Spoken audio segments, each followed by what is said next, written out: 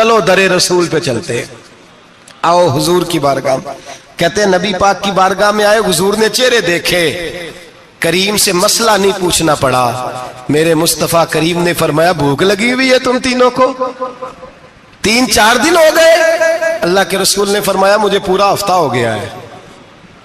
سبب کچھ اور ہے جس کو تو خود سمجھتا ہے۔ زوال بندہ مومن کا بے زری سے نہیں، بھوک نقصان کا وجہ نہیں بنی، وجہ کوئی اور بنی ہے۔ رشوتیں جو بازار گرم ہوئے ہیں لوٹ مار کے، یہ روٹی کے لیے نہیں، یہ زیادہ کھانے کے لیے، یہ بینک بیلنس کے لیے گرم ہے۔ یہ لوٹ مار کا مقصد کوٹھیاں بنانا ہے، روٹی کا تو رب کریم کا وعدہ ہے۔ جو روز روتا ہے شام کو کہ میرا کاروبار کوئی نہیں، اصل میں کہتا ہے بنگلہ کوئی نہیں، اصل میں کہتا ہے کار کوئی نہیں، پجارو کوئی نہیں، روٹی تو اللہ عطا فرماتا ہے، اس کا وعدہ ہے۔ فرمایا حضور نے 3 دن بیت گئے، چلو۔ میرا بے تکلف صحابی ابو الحسن انصاری، وہ بڑے نصیب والے ہوتے ہیں جن کو میرے نبی پاک خود کہتے تھے کہ تیری فلانی ذمہ داری ہے۔ اس زمانے کا تو کسی کو کہہ دیا جائے یہ تیری ذمہ داری ہے تو کہتا ہے یہ تو پھٹیکے ڈالنے لگ گیا ہے، یہاں سے تو چھٹی کر جانی چاہیے۔ خوش ہوتے تھے صحابہ کہ ہماری ذمہ داری لگی۔ کہتے ہیں حضرت ابو الحسن انصاری کے گھر گئے، نبی پاک نے فرمایا بھوک بڑی لگی ہے، کھانا لا۔ کہتے ہیں حضور نے اسے کہا تو اس آدمی کو تو وجد ہی ہو گیا، اس نے کہا میرے اتنے نصیب کہ حضور کا یہ کھانا کھلا۔ آؤ دیکھو دنیا والو، آج جو سب سے زیادہ عزت والا ہے وہ میرا مہمان بنا ہوا ہے۔ فرماتے ہیں وہ دوڑے گئے، بکری اٹھائی، ذبح کی، بیوی کو کہنے لگے روٹی تیار کر، ادھر کھجوریں توڑی، انگور توڑے، کہنے لگے حضور آپ جب تک تناول کریں تب تک کھانا پک جاتا ہے۔ حضرت عمر کہتے ہیں روٹی پک کے آئی، بڑا پیارا گوشت، بڑا اچھا سالن، بڑا خوبصورت خلوص والا کھانا۔ فرماتے ہیں میں نے بڑا ہی کھایا۔ نبی پاک نے نہ ایک روٹی لی اور چھوٹی چپاتی، تھوڑا تھوڑا سالن کونوں سے، اور جب نبی پاک نے کھا لیا تو حضور کی آنکھوں میں آنسو آئے۔ حضرت عمر کہنے لگے حضور روئے کیوں؟ نبی پاک نے فرمایا سوچتا ہوں 7 دن کے فاقے کے بعد کھایا ہے، پر ڈرتا ہوں رب اس کا حساب پوچھے گا تو جواب کیسے دینا ہے، اس کا حساب بھی تو دینا ہے نا جو کھایا ہے۔ تو حضرت عمر فاروق کے ہاتھ میں کچھ چیز تھی، زور سے زمین پہ ماری، کہا محبوبہ 7 دن کے بعد بھی روٹی کھائے تو حساب دینا ہے۔ نبی پاک فرمانے لگے عمر وہ مالک ہے نا، تو جب دیتا ہے تو حساب نہیں لے سکتا، حساب تو دینا ہے، حساب تو دینا ہے، تیاری رکھو۔ صحابہ کرام فرماتے ہم نے ارادہ کیا کہ آج کے بعد ہم پھر فاقے کریں گے، کم کھائیں گے، اس لیے کہ حساب دینا ہے۔ میرے بھائی وہ فاقہ کشی کرتے تھے، ڈرتے تھے۔ یہاں تو لوگ کھا کے بیمار ہیں، کھاتے جا رہے ہیں، سوتے جا رہے ہیں، کھاتے جا رہے ہیں، سوتے جا رہے ہیں۔ یہ بھی وقت آئے گا رمضان شریف کا، سویرے درس پہ آؤ کہتے نیند بڑی آتی ہے، سویرے 2 سپارے پڑھ کے سویا کرو کہتے صاحب نیند بڑی آتی ہے، فجر کے بعد ہی تو وقت ہوتا ہے اللہ اللہ کرنے کا، سحری کا، کھاتے جا رہے ہیں، سوتے۔ لوگ جماعت سے نماز نہیں پڑھتے، سو جاتے، جماعت کا ثواب چھوڑ کے سو جائیں گے۔ بھائی رمضان مبارک میں فاقہ کشی کی ٹریننگ ہوتی ہے، فاقہ کشی کی تربیت لے، رمضان میں روکے اپنے آپ کو، تربیت ہوگی۔ اور ہمارے صوفیاء فرماتے ہیں جو زیادہ کھاتا ہے اس کا نفس اس کو زیادہ پہ مائل کرتا ہے، خواہشات نفس پیدا ہوتی ہیں۔ میرے نبی پاک علیہ السلام نے جوانوں کو حکم دیا ہے یا معاشر الشباب، او جوانوں، یا رسول اللہ کیا حکم ہے؟ فرمایا یا نکاح کر لو اگر طاقت ہے، نہیں طاقت تو روزے رکھو۔ حضور روزے سے کیا ہوگا؟ فرمایا تمہارا نفس کچلا جائے گا، شیطان وسوسہ اندوزی نہیں کرے گا۔ آج نوجوان بڑھ بڑھ کے کھاتا ہے، بہت زیادہ کھاتا ہے، کبھی اس ہوٹل سے کھاتا ہے، کبھی اس ہوٹل سے کھاتا ہے۔ اتنا زیادہ کھائیں گے تو نفسانی قوتیں اچھل کر کے آئیں گی، مشکل ہو جائے گا۔ شادیاں دیر سے ہوتی ہیں، ماں باپ آنکھیں بند کر کے بیٹھے ہوئے، اگر ماں باپ کی ذمہ داری ہو اور ماں باپ نکاح نہ کرے تو نبی پاک نے فرمایا بچے گناہ کریں گے تو جتنا گناہ بچے کو اتنا باپ کو بھی ہوگا۔ تو ماں باپ چپ ہیں، دوسرا شادی مشکل بڑی ہے، مہنگی بڑی، اور تیسرا نہیں کر رہے کچھ لوگ تو روزے بھی نہیں رکھ رہے۔ تو رمضان ان کے لیے بھی وقت ہے، نفسانی قوتیں کچلی جائیں گی، کھانا جتنا کم کھایا جائے گا اتنا وجود کے اندر نفسانی خواہشات کم پیدا ہوں گی۔ تو رمضان تو پریکٹس ہے مجاہدے کی، دین کی۔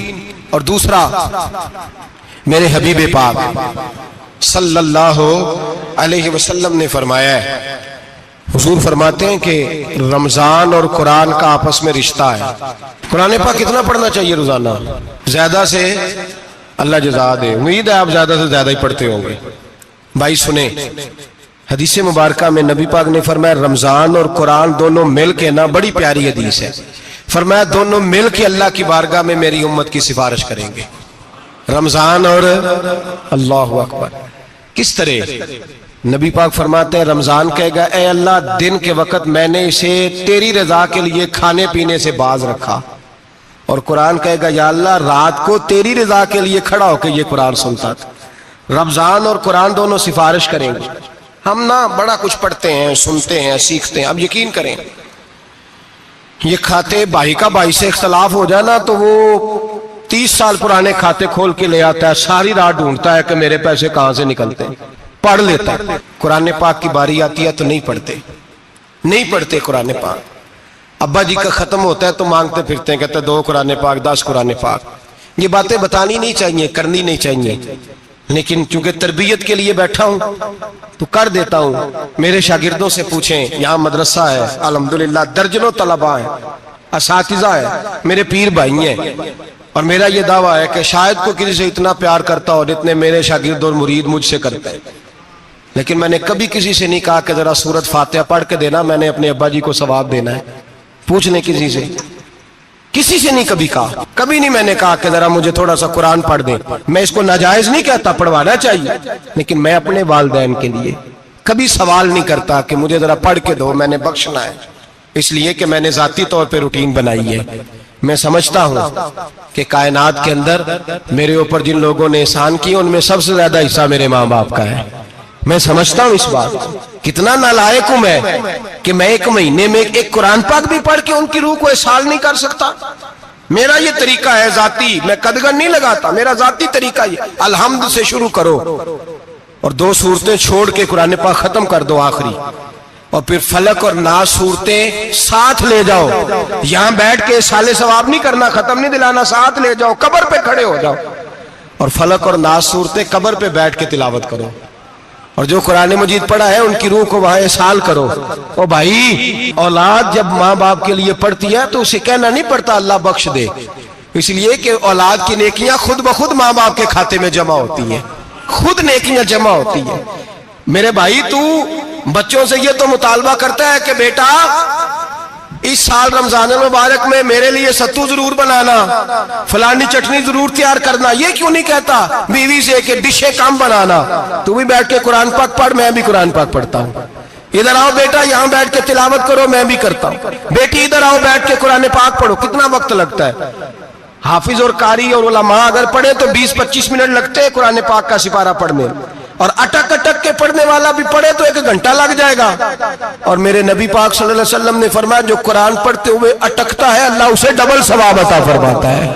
फरमाया जो जुबानी पढ़े सिंगल सवाब, जो देख के पढ़े उसे डबल सवाब। हुजूर क्यों? फरमाया इसलिए कि मेरा कुरान देखने पे भी अल्लाह सवाब अता फरमाता है, कुरान देखने पे भी अल्लाह सवाब देता है, देखने का भी सवाब। रमजान शरीफ में कुरान पाक पढ़े, खोल के पढ़े। और मेरे भाई, अगर तेरा बच्चा पढ़े, अगर तेरी बेटी पढ़े, कायनात का खुशनसीब बाप वो है कि बेटा कुरान पढ़े, चाहे नाजरा ही पढ़े, जिसकी बेटी पढ़े। जिंदगी में इन्हें इस काम पे लगा जाओ, मरने के बाद भी पढ़ेंगे। इमाम जलालुद्दीन सयूती शाफई रहमतुल्लाह अलैह फरमाते, हजरत ईसा कब्र के पास से गुजरे, कब्र पे अजाब हो रहा था, अल्लाह का गजब बरस रहा था। जनाब ईसा इस्तिगफार पढ़ते डरते गुजर गए। थोड़ी देर के बाद, चंद घंटों के बाद गुजरे तो उसी कब्र पे फूल खिले हुए थे, रहमत बरस रही थी। हजरत ईसा अलैहिस्सलाम अर्ज करने लगे, मौला तू बेनियाज है, मेरी ताकत नहीं तेरे कामों में बोलने की, पर अभी तो यहाँ अजाब हो रहा था, अभी रहमत बरस रही है। जनाब ईसा कहते हैं आवाज़े खुदाबंदी आई, ईसा बंदा बड़ा गुनाहगार था, पापी था, मुजरम था, खताकार था, लेकिन जब इसका इंतकाल हुआ, इसकी बीवी हामला थी, उसके पेट में बच्चा था, बच्चा इसके इंतकाल के बाद पैदा हुआ। आज वो 4-4.5 साल का हुआ है, मकतब में गया है, मदरसा में गया है, उस्ताद ने बिस्मिल्लाह शरीफ पढ़ाई है। फरमाया उसने तोतली जुबान से कहा है बिस्मिल्लाहिर्रहमानिर्रहीम का, ऐसा मुझे बतला इस जमीन पर वो मासूम जिसे अभी रहमान और रहीम कहना नहीं आता, वो तोतली जुबान से मुझे रहमान और रहीम कहे और मैं उसी जमीन पे उसके बाप को अजाब दूं। فرمایا اس نے ایک بار رحمان اور رحیم کہا ہے، میں نے اس کی باپ کی قبر کو نور سے معمور فرما دیا ہے، نور سے بھر دی ہے قبر، برکت سے بھر دی ہے۔ اللہ کرے میرے بیٹے بھی قرآن پڑھے، اللہ کرے میری بیٹیاں بھی قرآن پڑھے، اللہ کرے ہم سب کی اولادیں قرآن پاک پڑھے۔ لیکن نا امام اعظم ابو حنیفہ رمضان میں 61 قرآن پاک پڑھتے تھے۔ کتنے؟ 60 ایک، اللہ اکبر۔ ایک قرآن پاک دن میں پڑھتے پورا، ایک رات کو پڑھتے، ایک تراویح میں پڑھتے۔ 61 قرآن پاک امام صاحب پڑھتے۔ آپ فرماتے میں نے چھوڑ دیے سارے وظیفے، میں صرف رسول اللہ کا قرآن پڑھتا ہوں۔ رمضان سارا قرآن پاک، سارا رمضان۔ اب تو عادت ہی نہیں رہی ہمیں قرآن پاک کی۔ اگر لوگ ناراض نہ ہو تو محفل نعت ہوتی ہے تو تلاوتیں کتنی ہوتی ہیں، اور نعتیں ہم نے ذوق ہی نہیں بنایا، ذوق ہی نہیں بنایا ہم نے تلاوت قرآن کا، اس لیے کہ قراء علماء فقراء ان کو ہم تیار ہی نہیں کر رہے، ہم تو ایکٹر پال رہے ہیں جو پیسے لیتے ہیں نعت خوانی کے، معاذ اللہ۔ او میرے بھائی، کیا قرآن میرے نبی کی نعت نہیں؟ حضرت عائشہ صدیقہ رضی اللہ تعالیٰ عنہ کے پاس صحابہ گئے، کہنے لگے اماں جی ہمیں نبی پاک کا اخلاق بتلائیں، تو اماں جی کہنے لگی جاؤ جا کے قرآن پاک پڑھو۔ قال خلقہ القرآن، سارا قرآن میرے نبی کے اخلاق کا انعام ہے، یہ ساری نعت ہے، یہ ساری نعت ہے۔ اس نعت کو سننے لوگ کیوں نہیں آتے؟ اتنا رش میں اپنے نعت میں اتنا تراویح پہ کیوں نہیں ہوتا؟ اور ملت کا جوان یاد رکھے، بوڑھے تراویحاں پڑھتے ہیں، ضعیف تراویحاں پڑھتے ہیں، گھٹنوں میں درد ہے تراویحاں پڑھتے ہیں، بیمار بوڑھے تراویحاں پڑھتے ہیں، جوان وہاں چوک میں کھڑے۔ کیا جوانی اس لیے ہے چوکوں میں کھڑا ہوا جائے؟ کیا جوانی اس لیے ہے کہ سعودی عرب جانے کے لیے پاسپورٹ بنانا ہو تو 2.5 گھنٹے کھڑا رہے تو؟ شناختی کارڈ کے دفتر تو کھڑا رہے، پروٹیکٹر کے لیے کھڑا رہے، کافروں کے سامنے کاسا لیسی کرنے کے لیے تو کھڑا رہے، تو نوکری پہ جائے تو ساری رات کھڑا رہے، اور تو قرآن کے لیے کھڑا نہیں ہوتا؟ میرے محبوب نے فرمایا من قام ایمانا واحتسابا غفر له ما تقدم من ذنبه، فرمایا جو رمضان المبارک میں اللہ کی رضا کے لیے گناہوں کی معافی کے ارادے سے قیام کرے گا، راتوں کو عبادت کرے گا، اللہ اس کے پچھلے سارے گناہ معاف فرما دے گا۔ نوجوان ارادہ کریں، پروگرام بنائیں کہ انشاءاللہ قرآن پڑھنا بھی ہے، قرآن پڑھوانا بھی ہے، سننا بھی ہے، اور انشاءاللہ بولیے سننا بھی ہے اور پڑھنا بھی ہے اور پڑھانا بھی۔ ہمت کریں، دلیری کریں، آکے کھڑے تو ہو، اللہ توفیق عطا کرے گا۔ پہلی بات یہ کہ روزہ رکھیں، دوسری بات یہ کہ قرآن پاک کی تلاوت کریں، اور روزہ رکھیں تو روزے کے سارے حسن سمیت اسے رکھیں۔ نبی پاک نے فرمایا رمضان غمخاری کا مہینہ ہے، غمخاری کریں۔ ہمارے زمانے میں 2 قسم کی تکلیفیں ہیں، ایک تو غریب آدمی، اس کا حال یہ ہے کہ وہ مانگتے ہی گزارا کرنا چاہتا ہے، اس نے ہاتھ یوں کر لیا ہے تو اب اس کا یوں ہونے کو تیار نہیں۔ ضرورت اگر کسی آدمی کو کسی دروازے پہ لے جاتی ہے تو برا نہیں، لیکن سوال کا اپنے اوپر دروازہ کھول لینا یہ ٹھیک نہیں۔ فاقہ کشی پیدا کریں، حوصلہ پیدا کریں، تھوڑے پہ گزارا کرنا سیکھیں۔ غریبوں کو بھی اجازت نہیں کہ وہ نکل کھڑے ہوں میدان میں مانگنے کے لیے، ٹولیاں نکلتی ہیں رمضان میں، جتھے نکلتے ہیں خیرات کٹھی کرنے والے۔ بچیں، میرے نبی پاک صلی اللہ علیہ وسلم نے فرمایا جس نے بغیر ضرورت کے سوال کیا، جب قیامت کے دن آئے گا تو اس کے چہرے کے اوپر گوشت نہیں ہوگا، صرف ڈھانچہ ہی ہوگا۔ اتنی بھیانک صورت میں آئے، بغیر اشد ضرورت کے سوال نہ کر، کبھی سوال نہ کر۔ اور امیروں سے گزارش ہے کہ رمضان ہمدردی کا مہینہ ہے، ہمدردی کریں تو سامنے والے کی عزت کا بھی خیال کریں۔ یہ بات درست ہے کہ غریب سیاڑا نہیں ہوتا، اس لیے کہ جس کی جیب میں پیسے نہیں ہوتے بھائی اسے عقل بھی نہیں ہوتی، جس کے گھر کار نہیں ہوتی اسے چلانے کا طریقہ، جس کے گھر اوون نہیں ہوتا اسے چلانے کا طریقہ بھی نہیں آتا، جس کے گھر میں چیزیں ہوتی ہیں اسے چلانا بھی آ جاتا ہے، جدے گھر دانے اودے کملے بھی اس کے سیانے ہو جاتے ہیں۔ تو چودھری صاحب، سیٹھ صاحب، نواب صاحب آٹا تقسیم کرتے ہیں، کھڑے ہو کے فوٹو کھچاتے ہیں، فیس بک پہ دیتے ہیں، اور ایک آٹے کا تھیلا اور 10 اخباروں میں فوٹو۔ اللہ سے ڈریں، رمضان ہمدردی کا مہینہ، ہمدردی کا۔ غریب کو دیں تو اس کی عزت کو رسوا نہ کریں۔ میرے نبی پاک علیہ السلام کے صحابی حضرت عبداللہ ابن عمر رضی اللہ تعالیٰ عنہ ڈھونڈ کے لاتے تھے مسکینوں کو، ڈھونڈ کے، اور جب لاتے تھے تو اپنے دسترخوان پر بٹھا کر اپنے ساتھ افطاری کرایا کرتے تھے. اور پھر فرمایا اللہ تعالیٰ نے لن تنالوا البر حتی تنفقوا مما تحبون، اللہ کے راستے میں وہ چیز دینی ہے جو تمہیں زیادہ پیاری ہو. کون سی چیز جو تمہیں؟ میں تھوڑا سا بے باک ہوں، بعض دوستوں کے ساتھ، سب کے ساتھ نہیں. ایک دوست مدرسے میں گھی دینے آئے ایک دفعہ، تو وہ والا گھی دے گئے جو سب سے سستا تھا. تو میں نے کہا مجھے دیانتداری سے بچائے، آپ یہی کھاتے ہیں گھر میں؟ کہنے لگے نہیں. تو میں نے کہا پھر ہم نے بچے مارنے کے لیے تو نہیں نہ رکھے ہوئے، کیا وہ والا گھی اللہ کے راستے میں پیاری چیز دے رہی ہے نا، اس لیے گلے گلے نوٹ لوگ مسجد کے گلے میں ڈال جاتے ہیں، پھٹے ہوئے ڈال جاتے ہیں، کہتے ہیں جوڑ لیں گے مولوی صاحب. اور خدا کے بندے پیاری چیز دینی تھی تو نے، اور تو نے اس کا ترجمہ الٹ کر لیا ہے. سمجھ لیں رمضان المبارک میں کسی غریب کی مدد کرنی ہے تو ساتھ اس کی عزت بھی کرنی ہے. نبی پاک علیہ السلام کے دروازے پر جب سے، یہ جملہ ایک ہے لیکن بڑا قیمتی ہے. صحابہ کہتے ہیں جب ہم دروازہ رسول پہ جاتے تھے خیرات بھی ملتی تھی اور عزت بھی ملتی تھی. خود بھیک دے خود ہی کہیں منگتے کا بھلا ہو، خیرات بھی ملتی تھی اور عزت بھی ملتی تھی. نبی پاک ساتھ عزت بھی دیتے تھے، مسکین کو غریب کو دیں اور خیر خائی کریں. جوتے بیچنے والے جوتوں کے ریٹ سستے کریں، کپڑا بیچنے والے کپڑے کا ریٹ، درزی صاحب بھی ریٹ سستا کریں، دکاندار بھی چیزوں کا ریٹ، حکیم صاحب پیسے کم لیں، ڈاکٹر پیسے کم کریں، حکومت نرخوں میں کمی کرے، اور یہ کام اجتماعی طور پہ کریں. میرے نبی پاک نے فرمایا رمضان غمخواری کا مہینہ ہے، اس میں غمخواری کرنی ہے، دوسرے کا خیال کریں، احسار کریں، قربانی کریں. یہاں ہر چیز کا ریٹ بڑھ جاتا ہے رمضان شریف میں. ہر آدمی کہتا ہے میرا سیزن آ گیا ہے، توجہ بڑھائیں، خیال کریں، غمخواری کا مہینہ ہے. اور پھر آپ لوگوں سے یہ بھی گزارش ہے کہ رمضان المبارک کا جب مہینہ آئے تو جس آدمی کے ساتھ نیکی کرنی ہے وقت پہ کریں. کسی غریب کو پیسے دینے ہیں، کپڑے دینے ہیں تو یکم رمضان کو دیں. میں اکثر دوستوں سے پوچھتا ہوں، میں کہتا ہوں قاری صاحب نو جوڑا کدو دیندے ہو؟ کہندے 27 والے دن. میں کہ مینوں لگ گئی سمجھ، تہاڈی سازش ہے کہ جڑے سواں کے پا نہ لوے. ایویں مولوی چودھری صاحب دے نال دے کپڑے پا لے تے کتے لکھیا ہے اینوں دینا ہے 27. تسی دسو 27 والے دن کو درزی سی کے دیندا ہے؟ انہوں 3 گنا بھی پیسے دئیے تو کہندہ ہے جڑے باقی نے انہاں دے نہیں بٹن پہ لگ دے میرے کو، کتھوں جوڑا سی کے. تو کس دن دیتے ہو قاری صاحب کو؟ کیا مقصد ہے؟ پہننے کے لیے دے رہے ہو یا اس لیے دے رہے ہو کہ نہ پہن سکے؟ تو بھائی آپ جب کسی کو کوئی چیز دیں گے تو کب دیں گے؟ جب وہ استعمال کر سکے. غریب کو لوگ فطرانہ دینے جاتے ہیں عید سے ایک دن پہلے، تو کیا کرے گا اس کا؟ وہ نہ تو کپڑے خرید سکا نہ روٹی لا سکا.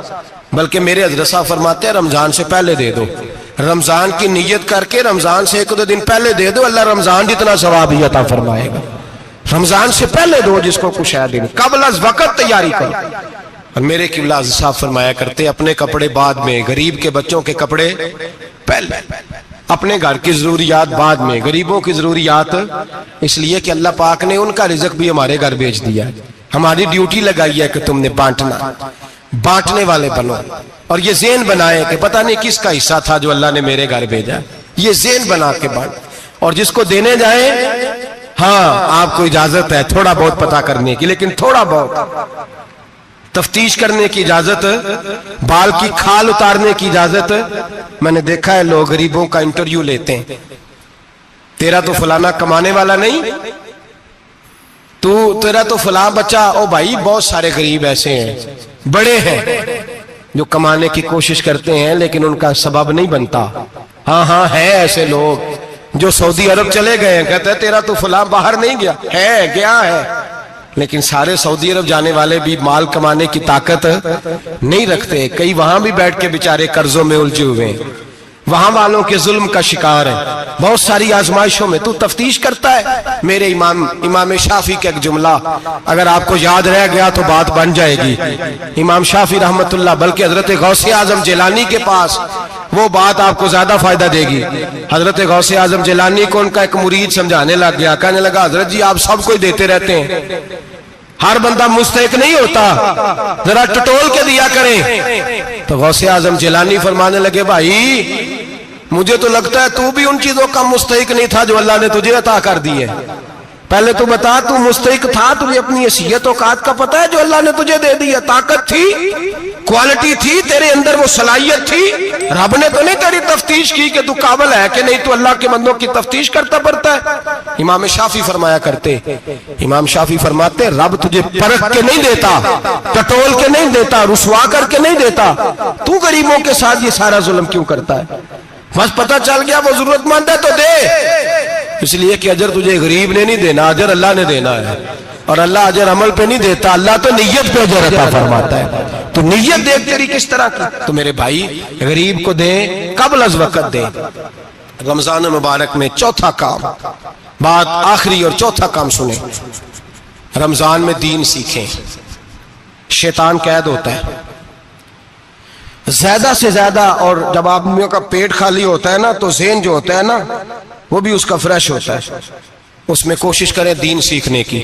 میرے نبی کریم صلی اللہ علیہ وسلم نے اس دین کو علم کا دین قرار دیا ہے, شعور کا دین قرار دیا ہے, فہم کا دین قرار دیا. نبی پاک صلی اللہ علیہ وسلم نے فرمایا ایک عبادت کرنے والا عشاء کے بعد کھڑا ہو اور فجر تک نماز پڑھتا رہے. ایک عالم دین عشاء پڑھ کے سو جائے, اٹھ کے فجر پڑھ لے, تو وہ 70 عبادت کرنے والوں کا درجہ زیادہ نہیں, عالم کا درجہ پھر بھی زیادہ ہے. اس عالم دین کا درجہ زیادہ ہے, اس لیے کہ وہ لوگوں کو آگاہی دیتا ہے, شعور بخشتا ہے. یہ دین جو ہے یہ, اور نبی پاک صلی اللہ علیہ وسلم نے فرمایا عبادت کرنے والے پر عالم کا درجہ اتنا ہی زیادہ ہے جتنا میرا درجہ اپنے غلاموں پر زیادہ ہے. عالم کو حضور نے اتنا بڑا مقام دیا. دین سیکھیں, شعور حاصل کریں. یہ فقاہت کا دین ہے, شعور حاصل کرنے کا دین ہے. اور نبی پاک صلی اللہ علیہ وسلم نے فرمایا دین کی ایک بات سیکھ لینا 1000 نفل پڑھنے سے زیادہ درجہ رکھتی ہے. دین کی ایک بات سیکھ لینا 1000 جنازے میں شرکت سے زیادہ درجہ رکھتی. دین کی ایک بات سیکھ لینا, میرے نبی پاک صلی اللہ تعالی علیہ وسلم ارشاد فرماتے 1000 مریض کی عیادت کرنے سے زیادہ درجہ رکھتی. فرمایا جس نے رات کے ایک لمحے میں دین کی ایک بات سیکھی, اللہ اسے ساری رات عبادت کرنے سے زیادہ ثواب عطا فرمائے گا. میرے ارشاد فرمایا کرتے جب سیکھنے والے کو یہ ثواب ملے گا تو بتائیے سکھانے والے کو کتنا ثواب ملے, اسے اللہ کتنا درد. رمضان آ رہا ہے, شیطان قید ہے, دین پھیلانے کی کوشش کریں, جد و جہد کریں.